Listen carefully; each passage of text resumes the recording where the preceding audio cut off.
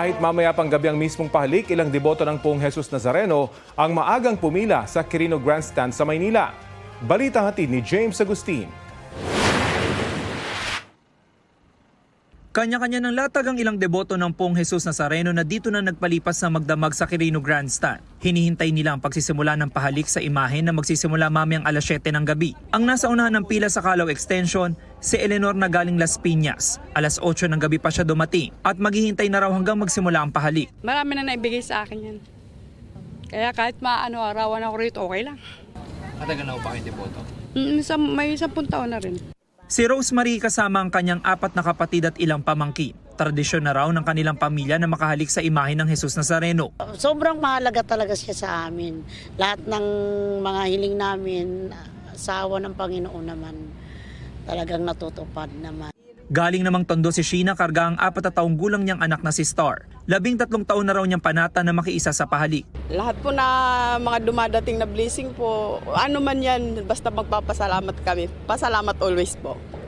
Nakalatag ng mga bakal na bakod, barrier at tent para sa pila sa pahalik. May pagbabago na ipinatupad ngayong taon.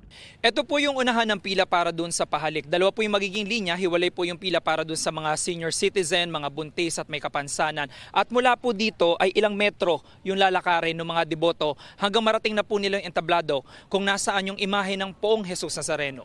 Pagdating naman po ng mga deboto dito sa likurang bahagi ng stage ay dire-diretso pa rin po sila maglalakad hanggang marating na po nila itong bahagi ng krus ng imahe ng Jesus Nazareno. Pag natapos naman po yung pahalik ay diretso yung mga deboto paakyat sa bahaging yan ng likod nitong entablado para makabalik po sila doon sa Calao Extension. Ito po yung pagbabago ngayong taon dahil noong nakaraang taon ay pinapa-exit po yung mga deboto sa Katigbak Drive.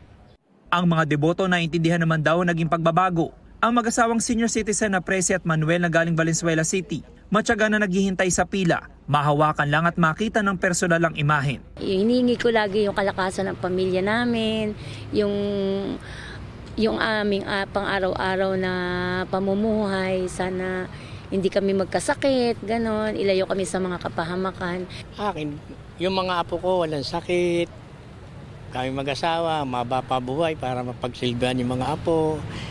Higit sa lahat, yung anak kong isa na nagbabae na gusto ko makagraduate siya ng nursing.